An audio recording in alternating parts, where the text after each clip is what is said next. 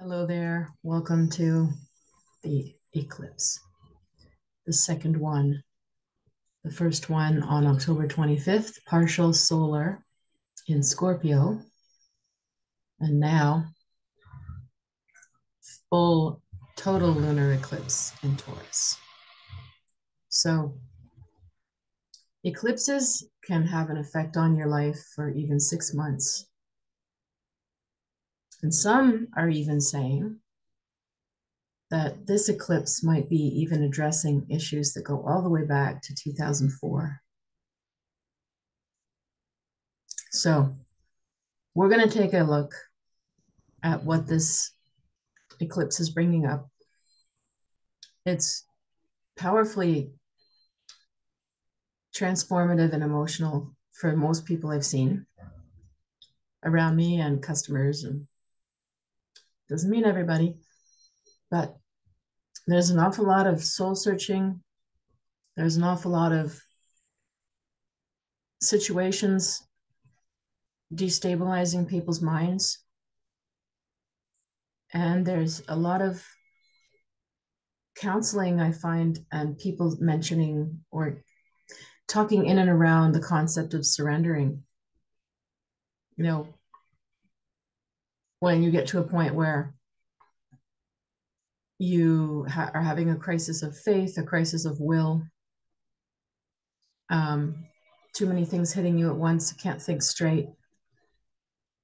When we are trying, to have control or regain control or manage things or get ahead of things, as many people do, certainly type A people, and then you're faced with so much going on at once, or a great unknown that you can't know yet. Surrender is a really tough thing to do, but it is the thing to do. It's the way out. It's the beginning of healing, to surrender and accept that this is bigger than you, that you're not sure what to do next, that it's not going to be perfect and you don't have it all figured out, that there are higher forces going on that are changing your life, changing other people's lives around us profoundly on a global scale that we can't possibly manage. And it's not to be a doom and gloom or Debbie Downer about that. It is what it is.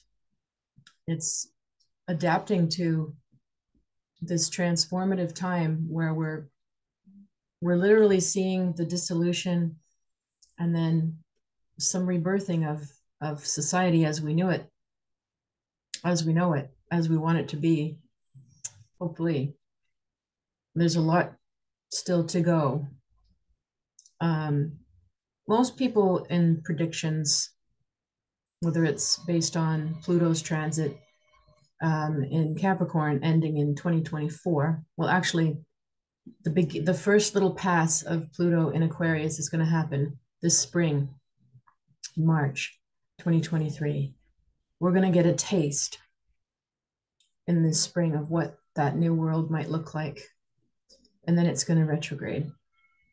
And then it finally starts its journey, 2024, for another long haul. Pluto is long. It's deep societal change, and we're in those last few degrees of Capricorn. So it's very intense time of pressure on anything Capricorn: governments, authority, monarchies, hierarchies, capitalism. Democracy was born, in America anyway, under Pluto and Capricorn. And we're seeing, as I've been saying for 20 years, Pluto, when it hits Capricorn, is going to challenge this everywhere. So we were sort of, as astrologers, waiting around, where's the revolution? Where's the big revolution? Is it coming? Has the world changed so much we won't have some clear, us versus them rising up kind of thing? There's certainly revolutions on many scales everywhere. Aquarius is much more pocketed and diverse. And hey, we're the silver ring people. We're over here. No, we're the truck drivers. We're over there. Oh well, we're this, we're that. You do you, we'll do us. Let's just chill and let each other do our own thing kind of attitude. And then a lot of people will, when you break off into diversity, you also, of course, have what we've always had. You have tribalism, you have competition, you have people feeling threatened, you have one group against another. That's just, to me, human nature. But what we're dissolving is this overarching Capricorn um, top down kind of capitalist approach, us on top and you below, serving us, serfs and feudal lords and stuff like that. And we are challenging that in every way. So that's the bigger picture, in our own personal picture. There's a lot of dissolution going on of what we thought life was as well, and a lot of adaptation, a lot of people needing to change and rethink and rethink and rethink, and so much uncertainty and anxiety, and we still don't know what the heck's going to happen with COVID this winter. So it's a tough time. It's interesting times on the planet, and it's a time when a lot of things are in upheaval and change and seem scary, unsettling, unpredictable. Chaos can come in, but so can a lot of creativity. So can enormous, bold moves forward come with that too. It's sort of like if you're a little kid and you're misbehaving and then you're told to go to your room and dad spoke, or mom said, that's it. The authority spoke. You're in your room, that's it. A time like this, when that top down thing is dissolving and Aquarius is on the way, it's sort of more like dad left the house. Okay. Some people are just going to sit in their room and do it and behave anyway and be scared and wait for dad to come back, or mom. Other people are going to be like, he's gone, let's get out. Let's make a break for it. So, with the absence of some overarching Capricorn model of whether it's economic or governmental, what's the free for all? What's the next thing to look like? That's what we're birthing. Maybe you're birthing that in your own life too. So let's take a look now at our chart. We will then take a look at the cards, and we will also take a look at readings for your sign and how you can manage this eclipse. I have a course, an upcoming course that I'm teaching next Saturday, November 12th. And it's an introduction to the Thoth Tarot. This is the Thoth Tarot that I've been using on most of my videos here. And it's run through the London College of Psychic Studies in the UK. So I'm extremely excited to be starting my debut teaching with them. And if you'd like to join the course, you are more than welcome. And I will put links below the video if you want to sign up. And as usual, if you want to support my work and you want to give a basic donation to Patreon, that would be lovely. If not, if you'd like to support me in another way, if you enjoy these free videos, just click subscribe, share, follow my Facebook, something. That would be much appreciated. All right, let's take a look at the chart.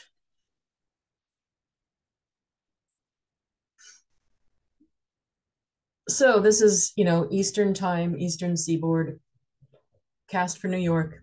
So if you're in the Eastern time zone, very intense looking chart with relationships. because as you see, all of the red lines are oppositions for the full moon. For the full moon, we've got 4 things in Scorpio and 3 in Taurus. Pretty intense times. And it's falling in the 1st and the 7th house. So the 1st house is your rising sign. This would be a rising sign of Scorpio. So how's that mean your full moon's going to play out? Deep. It's going to be deep. It's going to be deep talks, deep emotions, powerful experiences, mystical experiences. Some it might fall under possessiveness and jealousy. Some might fall under taboo experiences or subjects. But most of the time with Scorpio rising, it would be kept very, very private.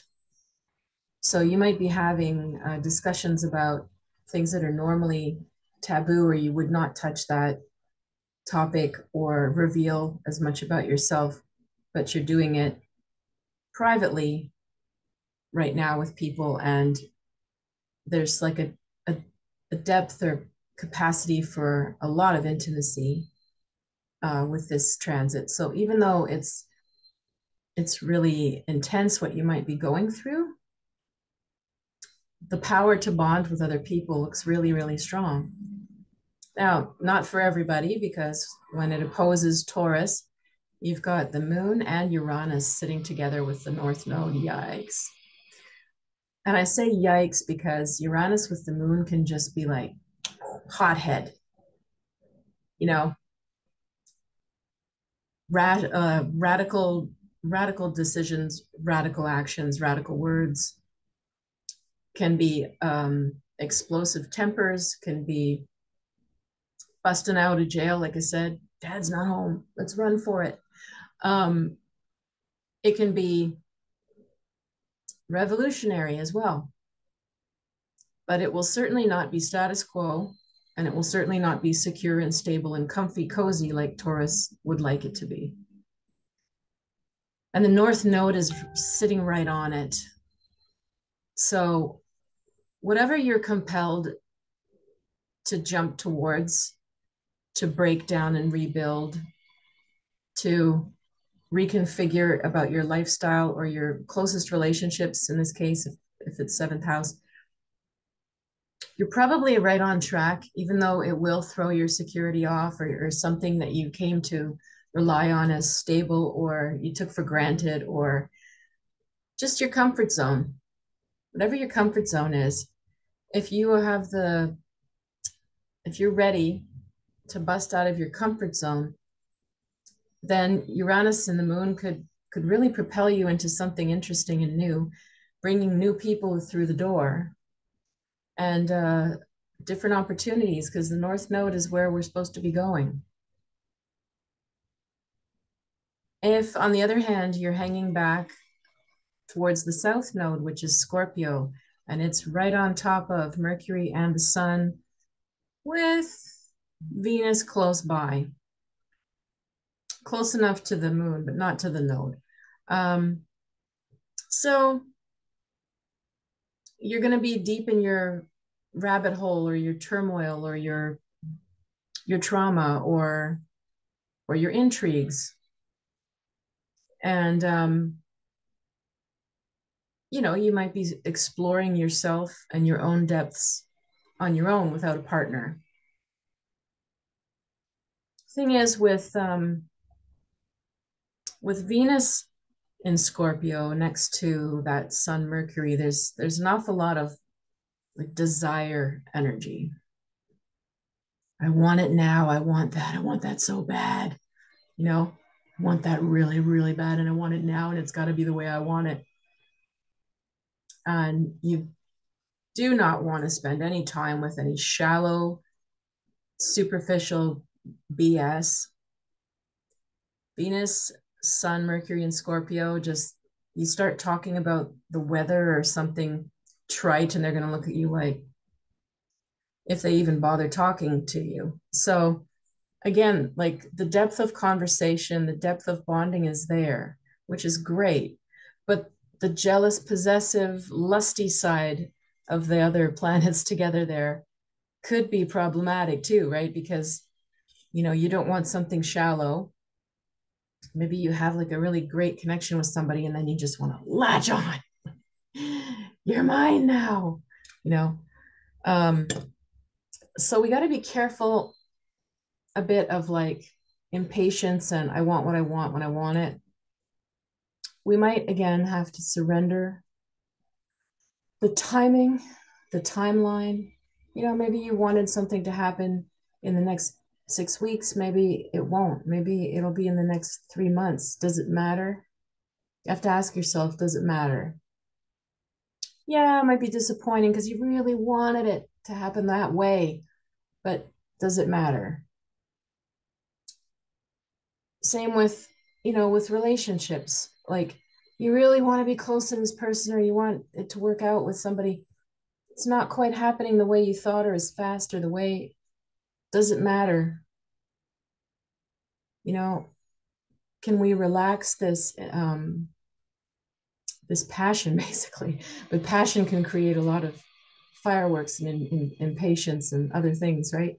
But can we relax it a little bit so that you can go more towards that north node of like, well, okay, I crave something stable and comfortable, but not stagnant. It's got to be a bit different. So maybe it's going to come in a way I didn't expect. Maybe life will surprise you and you find that you're feeling really good and comfortable in a new way that you never imagined you would. So you leave room for surprises for what, instead of like hanging on so tight to what you wanted and the way you wanted it. If just for example, just a quick example, for example, let's say you're dating and you meet someone and you're surprised by how close you feel to somebody because they do not match your normal type of person. So what are you going to do? Are you going to allow yourself to go towards Uranus and the moon? There's something a little unconventional or surprising or that happened with somebody new, but you're getting like this really nice solid feeling, but it's brand new. Or are you going to go, oh, everything's perfect, except this isn't my kind of like, I only want somebody who's this way. It's like going back to like this bubble of and your desires instead of what is presenting itself as maybe more authentic or more real for you, but surprising to you. Now, some people for sure, with this opposition, there's going to be arguments and fights and standoffs, breakups. Yeah. The intensity of a full moon can bring that out of anybody. We're all fragile with our emotions, and one conversation can bond you for months or days or a lifetime. And sometimes one action can just cross such a line that you lose things, right? We're fragile with our relationships, uh, unless you feel locked in, like with your family, your kids, your parents. Then we have to find new resources in ourselves to deal with that, whatever it is, hurt, frustration. But when it comes to romance, our couples, when it comes to friendships, co-workers, everybody's like, and people are looking for somebody to trust, feel secure with. Taurus. Who are my tribe? Who are my people? Well, Moon Uranus, they might surprise you right now. They might be a different tribe than you thought.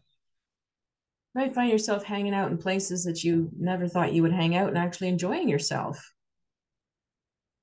You might end up dating somebody that you're like, wow, never would have imagined myself with someone like this, but you know what? I'm happy. I'm feeling happy.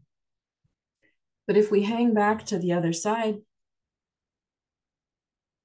and both these signs, all the Scorpio, all the Taurus, are very stubborn, very strong.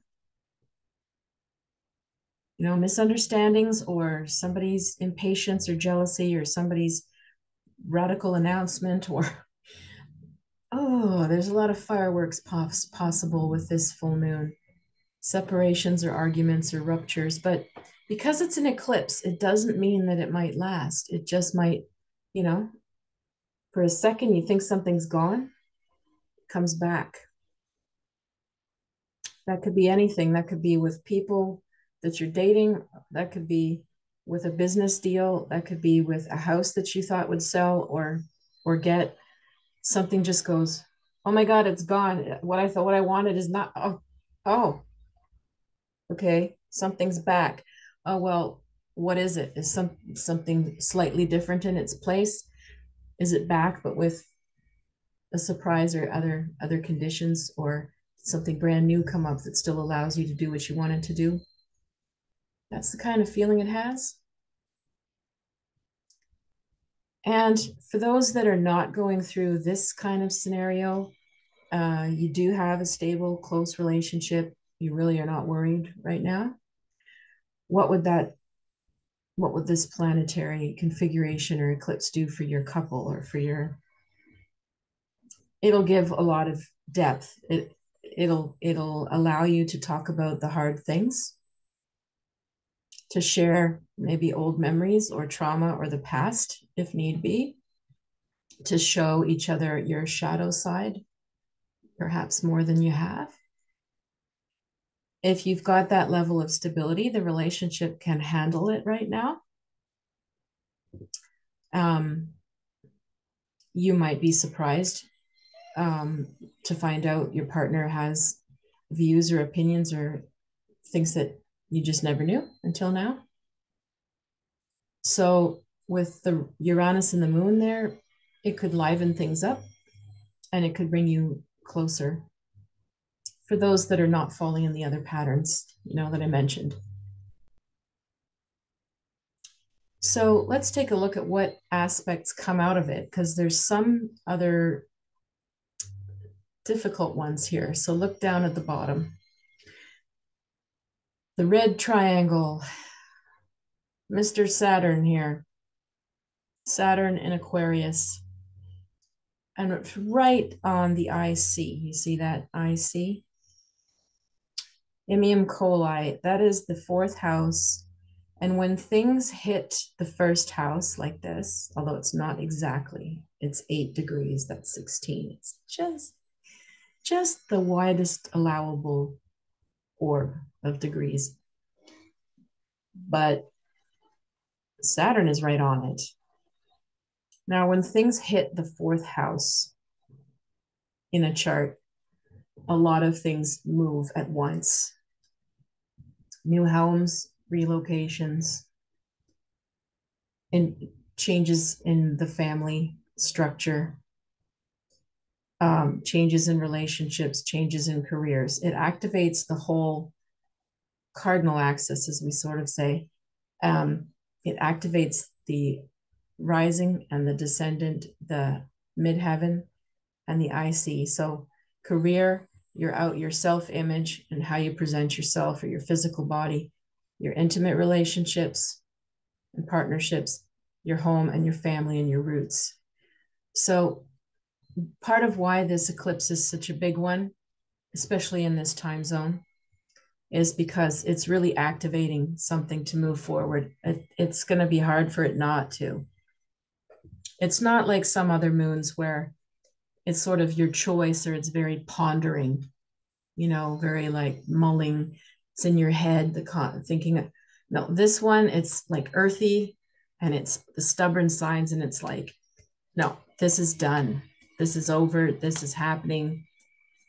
There's like, hopefully you're the one announcing the changes versus the recipient of changes, but it could be either or.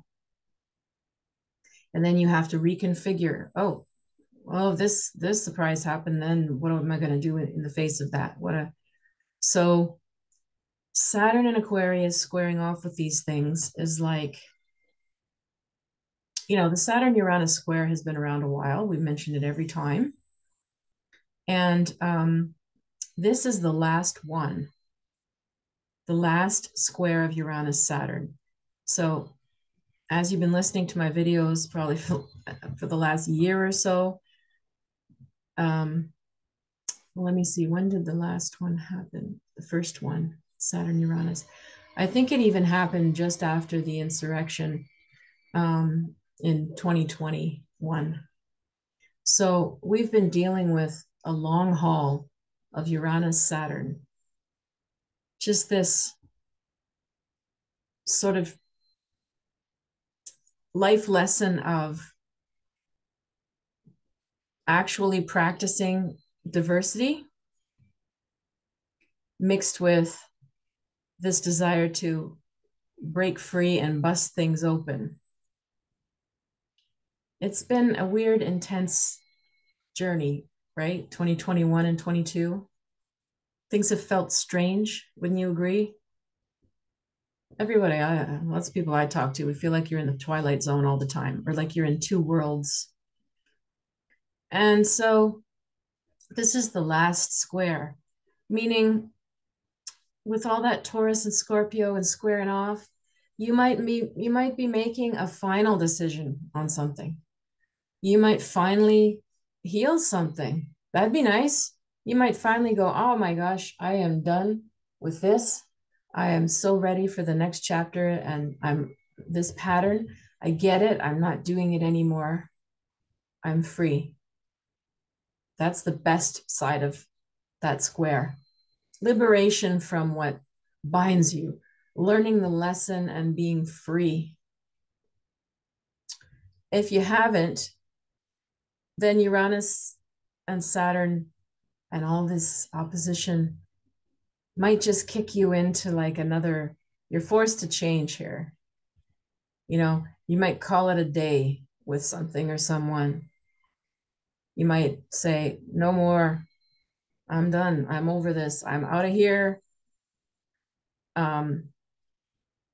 It can usher in the new, and it can usher out other things too. All I'm saying is it might be something that you have been churning over for the last couple of years, and then you finally are done. So things will lighten up a lot after this eclipse is done. And we don't have too long to go. You know, it's November 8th. Now, the scary thing, you know, is that the US elections are happening on this day. So I do have to say, you know, if you're in the US listening to this, you really, really need to get out and vote. Don't be complacent, even though things are hard and you feel maybe buried in things that you feel will never change. So why should I bother? But it's so important that you vote if you're in the US. Because again, this is a game-changing full moon. You want that game to change in favor of people's rights. Enough said. So what else is going on with this full moon? Well, the nice side is that Jupiter and Neptune are over here in Pisces. And they're making a nice aspect to this Sun, Mercury, and South Node, all in water. Lovely. That's lovely. So why? Because the trine is where things flow easily, and this is water planets flowing with other water planets. So, you know, Scorpio's floating down the river. Oh, I want that. I really want this thing to happen. Oh, I'm so passionate about this. Let's talk about life and death and everything. You know, and then Jupiter and Neptune come along like there's a little fairy floating along the water with you, you know? It's like, oh, and there's magic as well, and there's wonder, and there's spiritual aspects to what's going on, and there's a reason for things, and it's all connected. And let's make some art and express this, or let's play some music that goes along with this. You know, they go well together. So the lovely side is if you're feeling more that you're on the Scorpio side and you're more, whether you're alone, whether you're more introverting, whether you're dealing with old memories or your trauma, or you're figuring out your passions, you're going to be able to bring this lovely sense of meaning to it. You know, you'll be able to bring a sense of your spirituality to it. You're going to be able to tap into very strong intuition about it as well. So that combination, if you're in a healing process, can be wonderful. You know, why? Well, maybe something difficult comes up and you feel like you need to surrender. Jupiter, Neptune is the perfect time. Talk about surrender. Oh, I give it to my higher power kind of moment. Or I trust the creator has a bigger plan. Or whatever it is that you ascribe to. If it's Jesus, I don't, if it's Allah, I don't care. If whatever is your overarching spiritual reality, whatever helps you to feel that you can achieve this surrender so that you feel some peace, so that you can let go of needing to know, you can let go of trying to control and micromanage moments, you can drop down more into your heart and feel what's going on. Look at the insights you're getting, gather your feelings and your impressions, and be in a different headspace than standoff and crisis and push pull that could happen with the opposition of the sun moon. So this is the sweet spot of this chart. And I know how hard it is to surrender. I am definitely type A, and I always feel somehow I can outrun the train if I'm just smart enough or work hard enough. But there are definitely times when the world is too much with us, you know, when there's so many things that you would love to solve or get done all at once and you just can't. I can't. And there's so many things on your mind to figure out, so many decisions, too many to get ahead of. And in a world that's changing a lot and about to change some more, how are you supposed to get out ahead of it like some sort of super strategist? Even if you've got psychic abilities, you still can't know exactly where the world is going, like enough to be so like precise and outsmart it or something. No. So me too, I have to surrender that.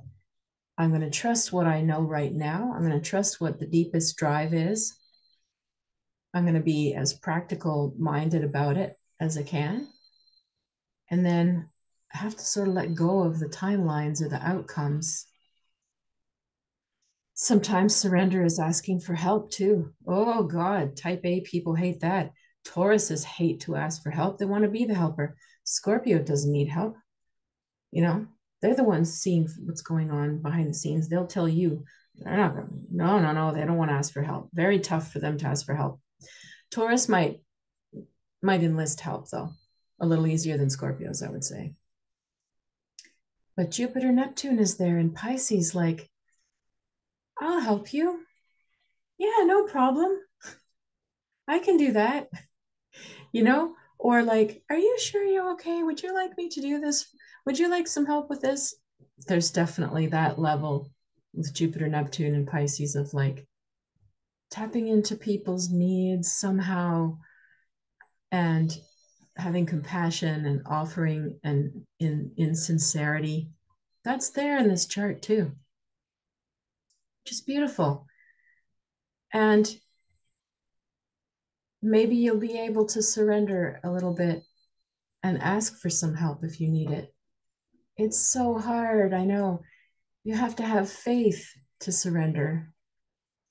You have to know that people are not going to take advantage of you if you surrender and ask for help or show your vulnerability, that they're not going to hold it against you, think that you're whatever, weak, whatever you've got in your mind. And you failed. They're going to see a side of you that you don't want them to see because then they'll, you know, all these trust issues. But maybe you'll be able to surrender and let people see a little bit of vulnerability that allows them in, whether it's to help or whether it's to get closer, to offer a perspective you never thought of. And you know what? When you do surrender, all of that like hyper independence and control, As hard as it is, that's where the magic is, because then you know, that's sometimes how you know who your true friends are. That's how you know where you stand. And it allows you to bond with people and for them to bond with you. You know, it's that old thing where the cracks let the light in. And so I think there's an awful lot of people feeling like there's some cracks. And surrendering is letting the light into those cracks. One really helpful affirmation I found, if you're in this state of mind and having a hard time, two things actually. Whenever you catch yourself saying something, oh, it's even, okay, Kitty is announcing herself. Um, but I could say, oh gosh, the cat's always crying for now. Oh, I'm so uncomfortable. I don't like this weather for now. Oh, my job isn't quite the right job for me. Why am I staying here? You know, this isn't a good place for now. Always add that on the end if you're saying anything that is a negative or depressing thought to you. Yes. Yeah. Come here. Because then you're reminding yourself and you're training your brain that things are temporary, because they are. And then you're training your mind that there are options. You are not you are not stuck. So that's a good one. The other one that I find really helpful too, in case your issue is related to just really painful emotions that you can't seem to shake, painful states of mind like being really anxious or hard to breathe, like if it's physical, a very simple thing that can help with surrender is just, I accept these sensations. I welcome these sensations. And people think, well, why would you do that if you're in pain? I welcome the pain. People think that'll bring more pain, but it doesn't actually. Resisting and railing against the pain is what brings more pain. It's like putting your hand over a running tap to block your feelings, to block what's reality. It's not going to last that long before the water bursts through your fingers because the pressure's there. If you say, I allow this water, or I allow this pain, I allow this anxiety, I welcome this feeling, I welcome these thoughts, I welcome this physical discomfort, all of a sudden, fingers open, water can pass through, pressure releases. So those are just two simple things if you're struggling. Just add for now, and I welcome these feelings and sensations.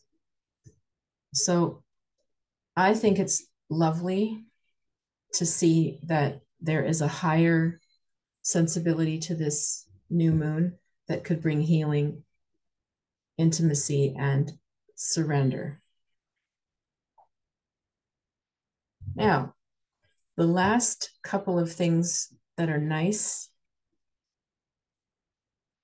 is we have Saturn trining Mars again.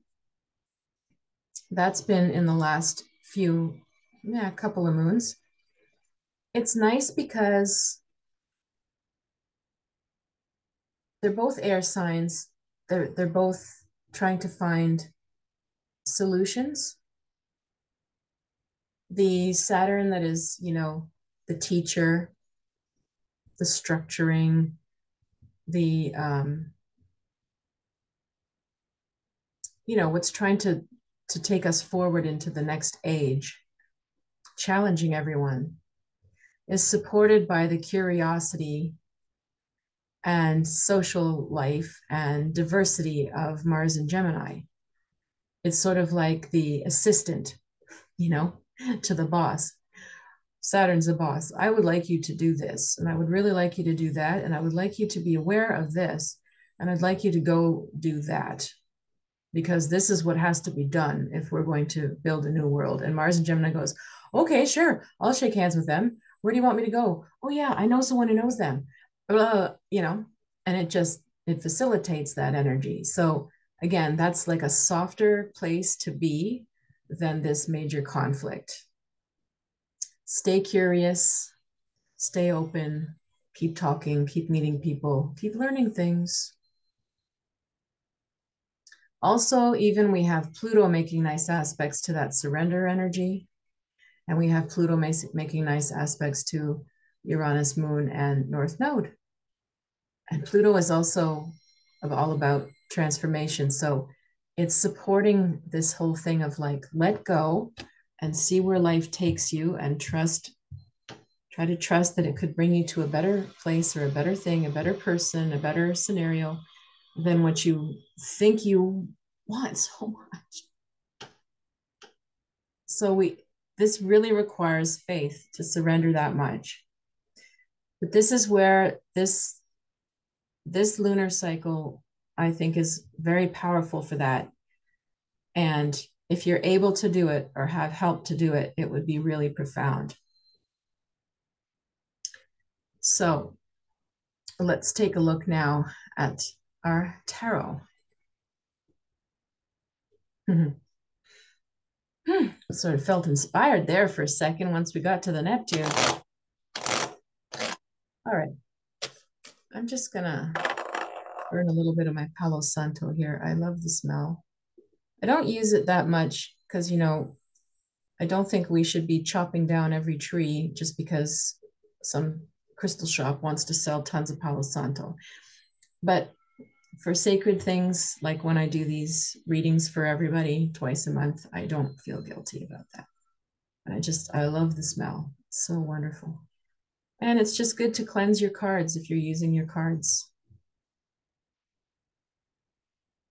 All right, so let's see, does it offer us any extra insights with the tarot for this moon?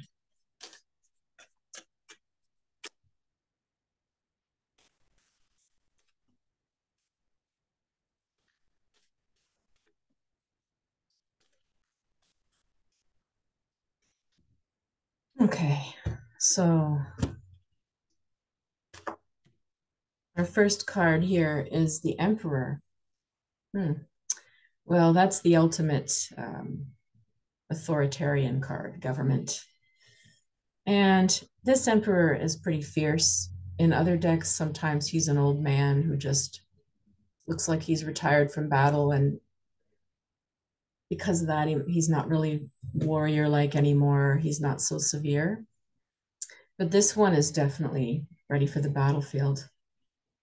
This could represent anybody right now, on the global stage. The Emperor would definitely be a Putin card. It would definitely be a Kim Jong-un card. It would definitely be why can't I'm blanking out his name? The Chinese leader Xi Jinping. Forgive me. My brain is like some things I'll remember it in 10 minutes, but I can't remember it now. The Emperor card. So again, issues with father figures, governments, and authority, whether they're too strict, too harsh, whether they're lenient, whether they show mercy, whether they're just about their own power. Interesting, the Lovers. Well, it's so opposite. Like mutual partnership, Cancer card, all emotions, all nurturing, all, no, it's okay, I'll do it. No, it's okay, I'll do it. Completely the opposite of the Emperor. So we have to see what the next card is, but this is sort of nice that love, and again, as I said, love and intimacy are in the air. Love is in the air.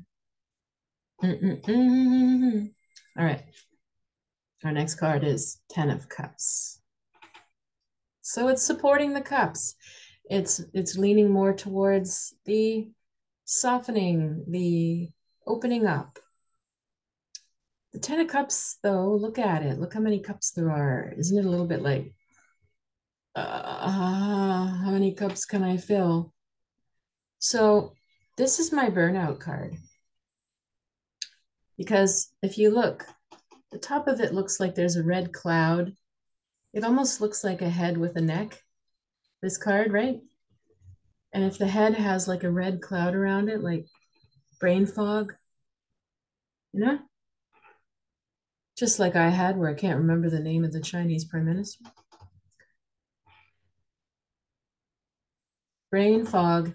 So if you're feeling that way, burnt out, tired, sometimes people get back pain, some people feel depressed, lethargic, feel like just zapped mentally, just can't think anymore, can't decide, can't do it.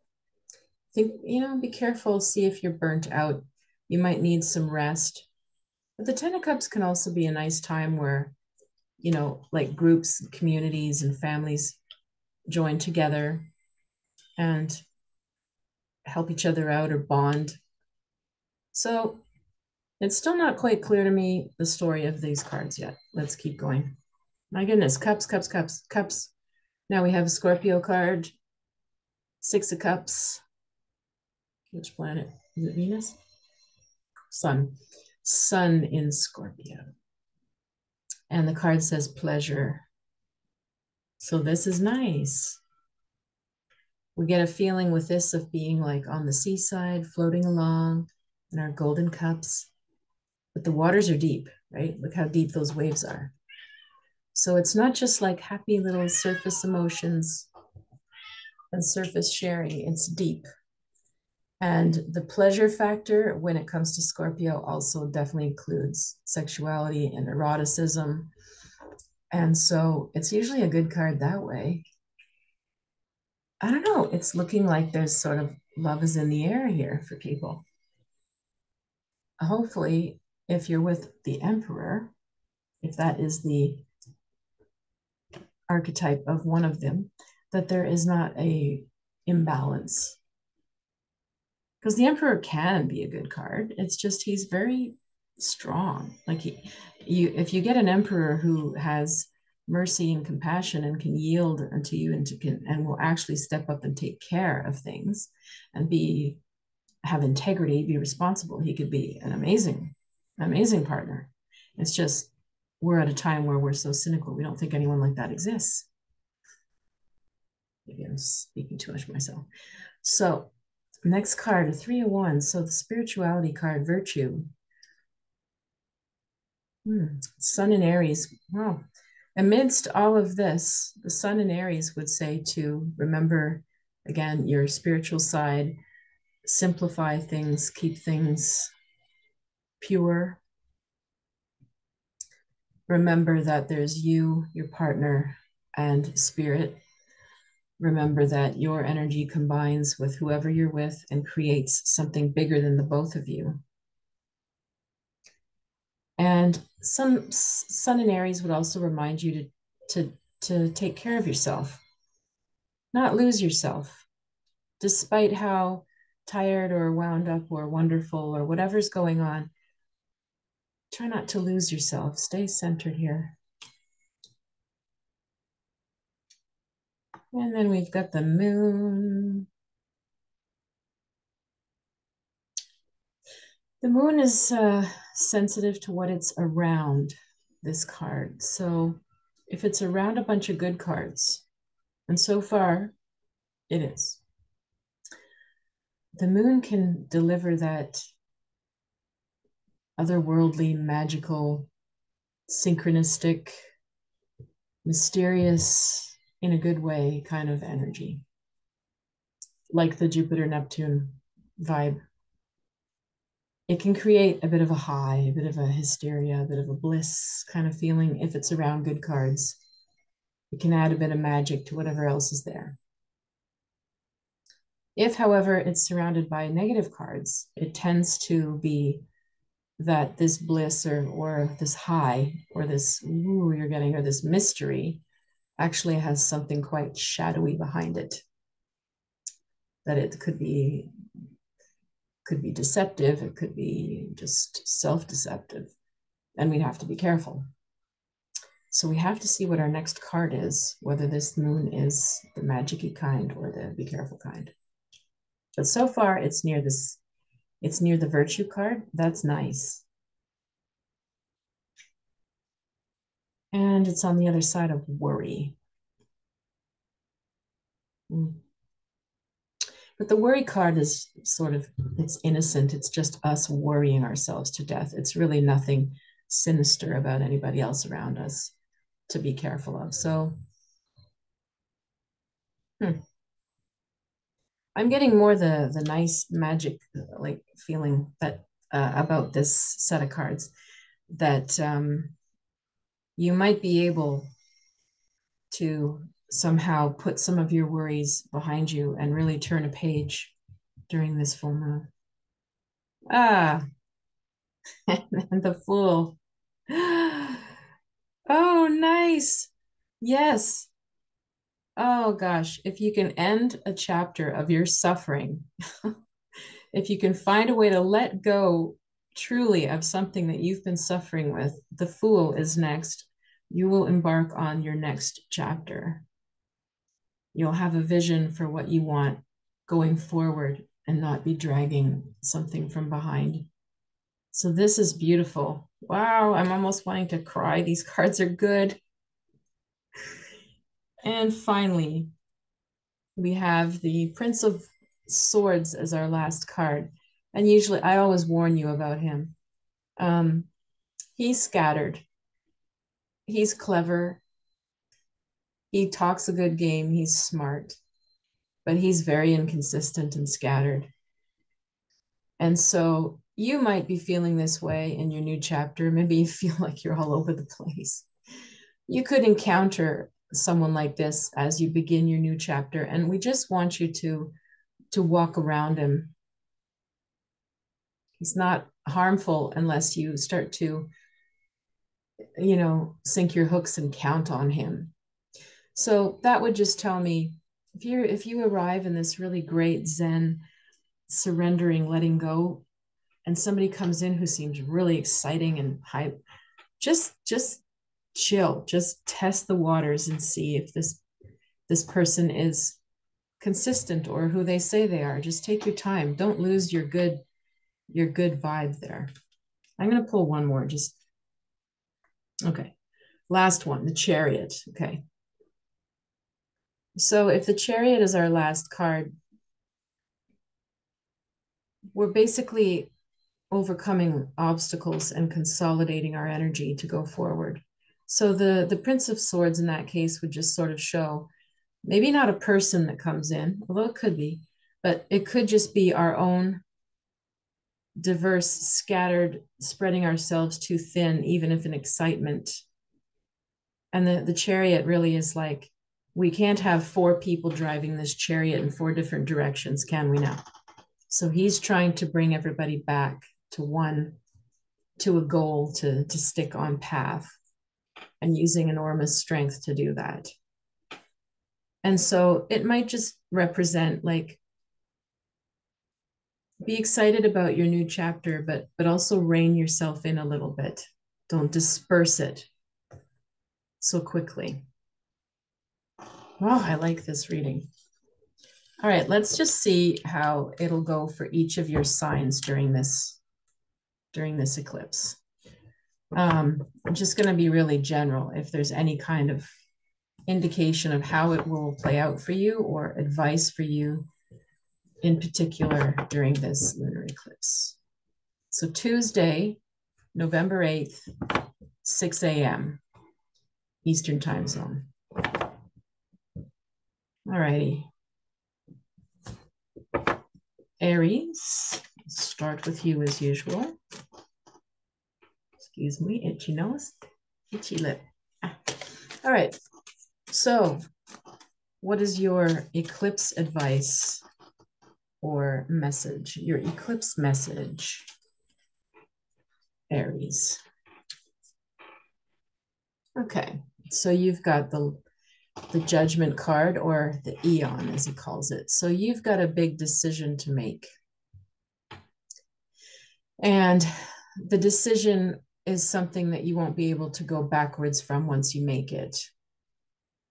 Because the classic Judgment card is literally in other decks more biblical, standing before God to be judged by on your sins. But this card is a little more like coming out of the closet, declaring something, declaring your next step or your who you are. And it doesn't really imply that somebody's judging you. It's more about your feeling of being empowered to say, hey, this is who I am. This is what I'm doing next. Sort of take it or leave it. It's not fearing judgment. It's overcome the fear of judgment because it's stepping forward to say and declare, this is where I am at. This is who I am. It's what I'm doing. This is what I stand for. So that's pretty intense for you, Aries, but go for it if you're ready.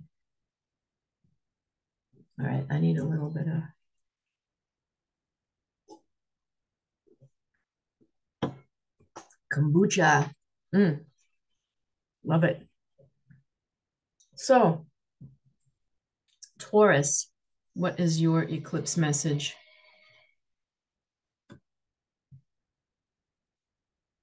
Well, are we surprised with all I've said about the Taurus and Scorpio dichotomy there in the chart and Saturn squaring it off with Uranus? Surprises, surprise, surprises, surprises.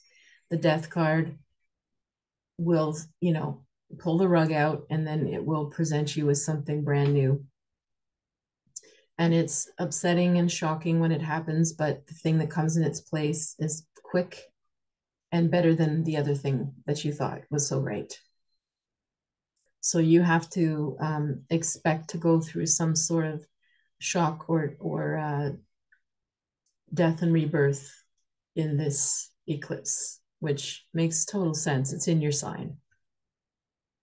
It's a game changer for you. And don't be scared of it.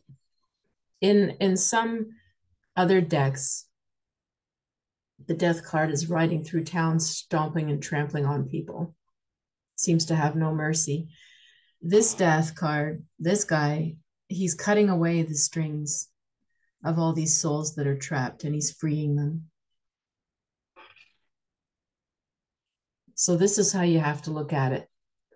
Whatever doesn't work out right now or surprises you, there's something better coming and you have to surrender that this was for your highest good. Gemini, what is your eclipse message? All right, Mars and Gemini. The card is even a Gemini card. It's cruelty, as it looks like, not very pleasant. Mars is in your sign. And so a lot of you might be feeling these effects of sometimes Mars will energize you when it's in your sign. Other times it will aggress you. Why don't you just be careful of gossip and talking about others. Assume that people are gossiping or talking about you as well. Only caution with this card is don't let anything get nasty or like verbally abusive or really like cruel. Now, just got to be careful of what you say and to who, and got to be aware that there's things floating around there about you as well. Mars is in Gemini all the way until March. So this is something that we all of us have to be careful of while Mars is in Gemini. The fun side is getting out and meeting people again, networking, increasing your scope of interests, and being out and about in your local areas, connecting on a little more of a surface or intellectual level, but connecting nonetheless. Reinventing yourself, being like a kid in a candy store with all your interests. That's the fun side of Mars and Gemini right now. So it's expansive. The downside is got to watch out for backbiting, jealousy, competition, criticism, nasty words, gossiping, slandering, stuff like that. So got to be careful. Throat chakra. All right, Cancers, what is your eclipse message?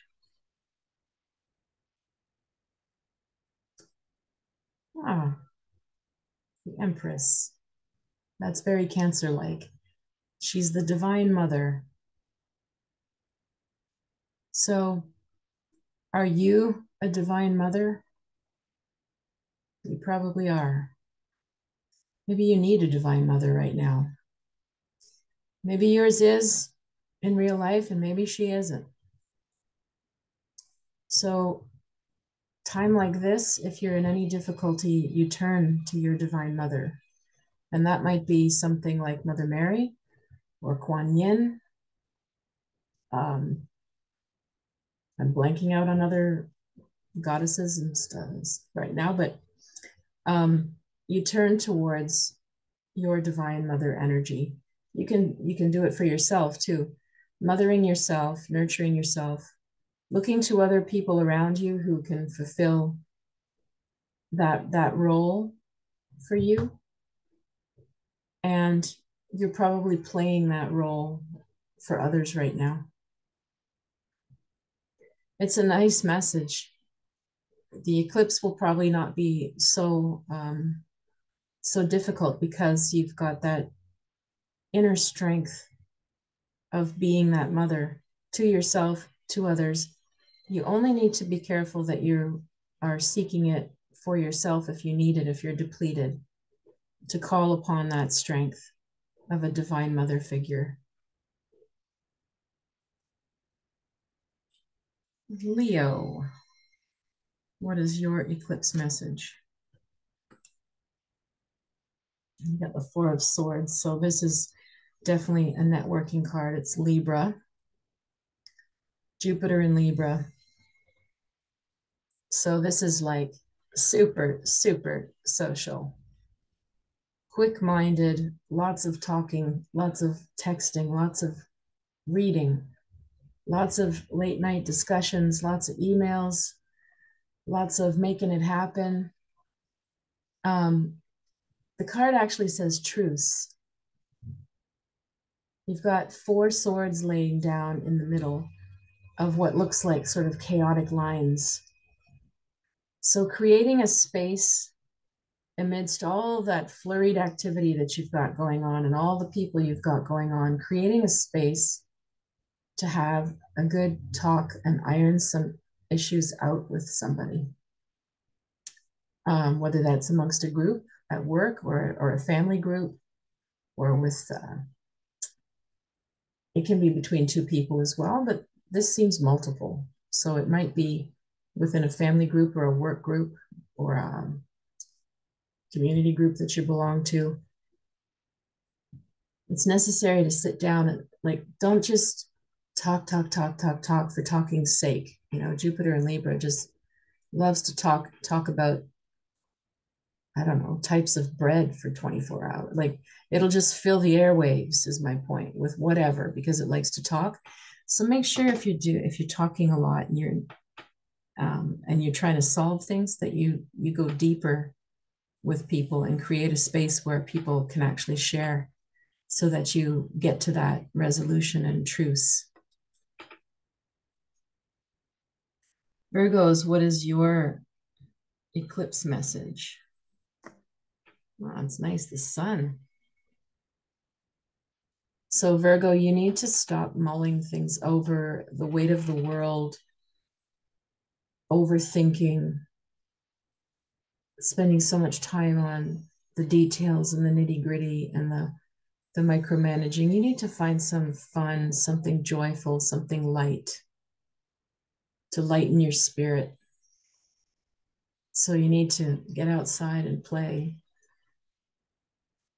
You need to find the innocence in your life, in your situation, and connect on that level of heart to heart with your inner child and someone else's inner child, and break away from the analysis or critical side of things. Yeah, that's going to help you a lot.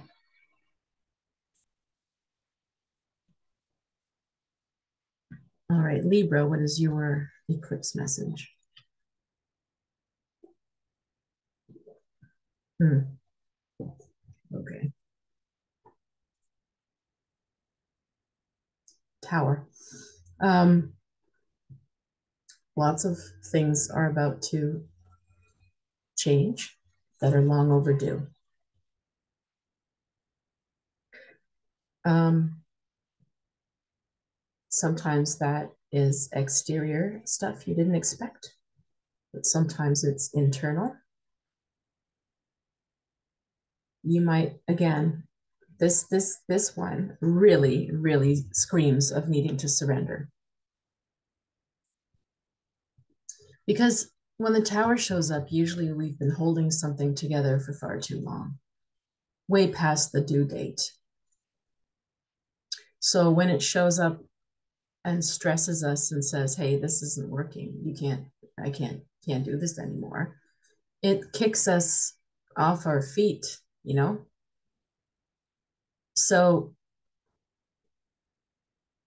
try to recognize this before that moment happens. If you're hanging on, holding on, you're keeping on doing and doing and doing the thing you always do, but you're resenting it or you're feeling just heavy or gross or you don't want to, but you're doing it anyway, stop. Stop it now before something makes you, you know? So don't push yourself so hard and chill out. Don't keep working if you, I don't know, I just get this feeling like you're pushing yourself beyond your limits chronically and it can catch up to you in some way. And you're going to have to stop, quit, take a rest, let go of, again, something or the timeline. And the tower forces us to stop. So before you get to that point, you can probably identify what that is. And you can do something before you get to that point where it forces you. Because whatever it is, it's been going on a long time and it's enough now. And that's the other thing that's hard to admit with the Tower card. People think, oh no, this shocking thing just happened to me. It's like, well, really, is it shocking or has that been going on for a long time unaddressed? Or have you felt that way for a long time and just didn't do anything about it? Because the Tower is not a sudden, the Tower is like, we've told you, we've showed you, we've given you signs, we've told you, and you're not listening. Okay, now we're taking it away. That's the Tower. So it liberates you, but it just does it in such an upsetting way. And it didn't sort of have to be that way. So if you can identify something right now where you just keep doing it and doing it, you don't like it, but you do it, stop. All right, Scorpios, what is your message? We got the Queen. We've got the Queen of Wands. Oh, there's an element there of taking charge, isn't there? So you want to ask yourself, are you taking charge or are you perhaps always trying to take charge? This is a message about how much power or control you're exerting. Is it healthy power and control, or is it a little overboard or too much? You know, she's definitely in charge here. She can also be very dominant or domineering. You know, she's got her hand on the head of a leopard, controlling a leopard. So that's how much control she has. Pretty substantial. So I would just want to ask myself, if this card came up, is something out of control? Do I need to grab the head there of somebody or a situation and go, hey, I'm taking charge of this. This has gotten out of hand. The Scorpio is very good at that. When it's the time, we don't mess with them. They will come in and just do it, do what's got to be done. And it's the right thing. And it might not be popular, but it's the thing to do. Or You got to ask yourself, am I always in the top dog control position? Maybe it's time to let go and give the little leopard some freedom. So you've got some deep questions to ask yourself about that. But you're deep, you'll always ask yourself. All right. Sagittarius, what is your eclipse message? Ah, very nice for you. Money coming in. Money, grants, loans, bursaries. No, I don't predict the lotto. I sat here telling hundreds of people, oh yeah, you're going to win the lottery. Sorry. But money does come in. Investments, bonuses, apply for a contest, apply for a grant. Yes, yes, yes, yes. Very good. Otherwise, taking a chunk of your money and being smart with it, investing, getting advice, locking it in, whatever you feel you need to do. So yours seems to be playing out with your finances, but I would say this isn't a good way. So you're thinking about your money, or you have access to money, and what are you going to do with it? That's sort of of all the lessons, of all the things, an eclipse can bring. That's sort of a nice one. All right, Capricorn, you said so much about your sign at the beginning. Now, what is your message? So we have the Strength card, but in this deck, it's called Lust. So she is so in tune with her lion that she's riding it lying backwards. Doesn't even have to pull the reins, just hanging on with one hand, lying backwards. The lion will take me where I need to go.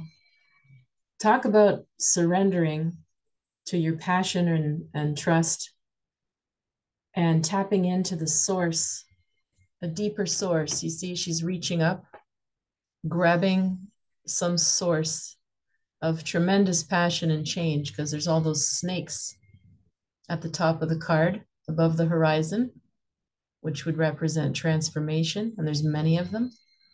And then she's tapping into this big red juicy thing. So she is as passionate as it gets. Okay, so what's the message? Well, for those of you Capricorns not in touch with that, that's the message. For those of you that are in touch with it, maybe it's going on overboard right now. Maybe it's that sort of message at the beginning I said about the Scorpio side, like I just want what I want, what I want, and I want it on my timeline. And why can't I have what I want? I want it, that could come up for you with all that passion. So you don't want to lose the passion. You just want to relax the how and the when a little bit, to leave a little bit of leeway, and then just really enjoy yourself, express yourself. Could be quite the nice time for you, whether it's with creative work or music, or you might have the best food you've ever had. You might have really good time with your partner. You might dance. You're inspired. You just, like I said, with the planets, just make sure it's like, just temper it a little bit so you don't get burnt out. Wow, Capricorn. All right, Aquarius, what is your eclipse message? Ah, strength. Very nice.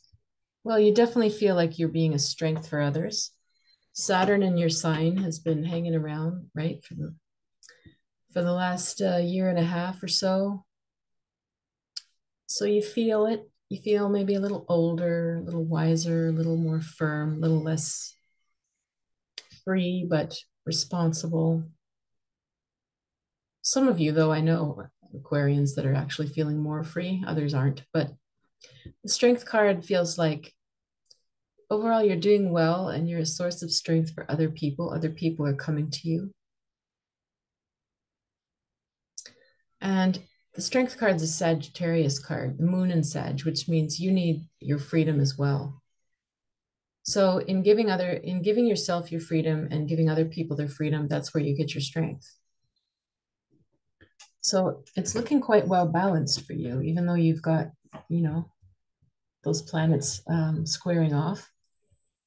If you do get in any kind of friction or argument because of those planets or anything intense, you look like you're going to come out strong. Pardon me, you're going to take the high road, you're going to discuss it, and I think overall um, things will turn out well despite everything. Wow. All right, Pisces, what is your eclipse message? And you've got the Hierophant, so you're doing a lot of soul searching.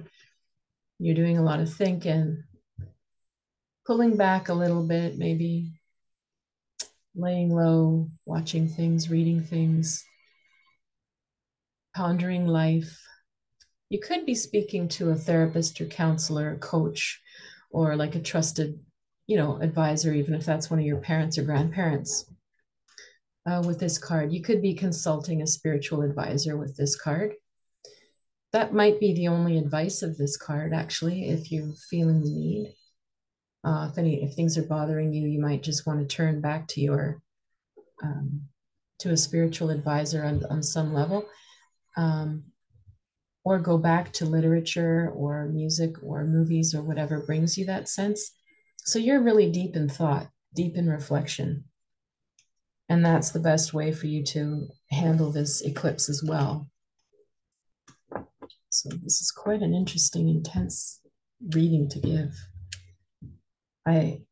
It's so powerful, this one. It's so potent. So anyway, I welcome to hear from any of you if you want to share with me how your eclipse went. And if you want a session with me, you can reach me at river-rain.com or leave a comment below. Find me on Facebook or Instagram and get in touch. So I wish you all well, and try to let yourself surrender to what is for now.